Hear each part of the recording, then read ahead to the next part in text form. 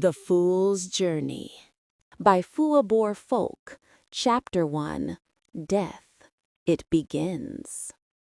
Pain, searing, metallic pain, like fire in his throat, rips Arthur awake. He gasps, lurching upright as the world spins. Not his Islington Flats ceiling, but a low beam strung with faded myth posters. Not his sheets, but a scratchy wool blanket that smells like old parchment and rain. Arthur fumbles for his phone, only to find a calloused hand, not his own, gripping a cold, dented pocket watch. Panic spikes as he stumbles to a mirror.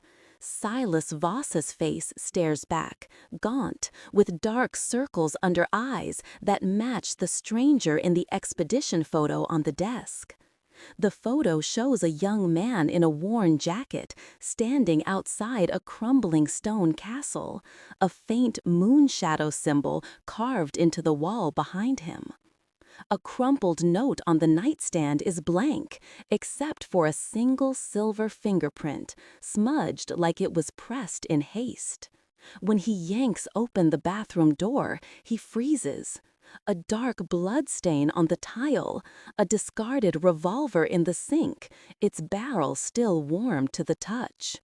The pieces click, sharp and terrible. Silas shot himself. And somehow, Arthur is in his body. The rest of the day blurs. He stares at Silas's scattered belongings, a stack of myth books on the desk, lost London legends, moonlit myths. A vial of glittering silver dust he mistakes for craft supplies, and a scribbled note in the margin of one book, a jester's tale, too dangerous to keep. Left it in the restricted section's oak cabinet behind moonlit myths. He doesn't know what any of it means. The air feels wrong. He steps outside, and the street signs glint with tiny symbols that weren't there before. A crescent moon by the hospital, a cracked tower near the pub. Signal drops on his phone as he passes a church, the veil between worlds thinning, though he dismisses it as a glitch. London looks the same, but it's not. It's a riddle he can't solve. By dusk, his hands are still shaking as he pries Silas's diary from under the mattress. The pages are filled with cramped handwriting, notes on old London myths, sketches of strange symbols, like a jester hat with a star, mentions of a mountain expedition and something I shouldn't have found. A drawing of a small dog nipping at heels, labeled Instinct. The final entry is scrawled in a frantic, shaky hand, but the words blur like ink in rain. No clear message, just fragments of riddles. A memory flashes, not his. Silas and his mother, Vivian, in the kitchen.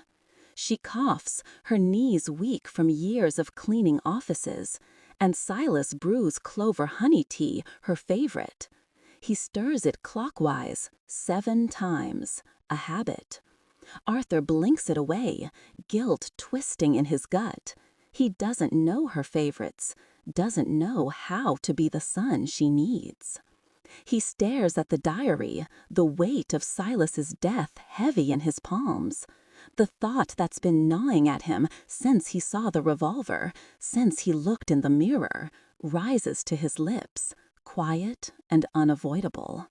Finally, he focuses on the last page of the diary.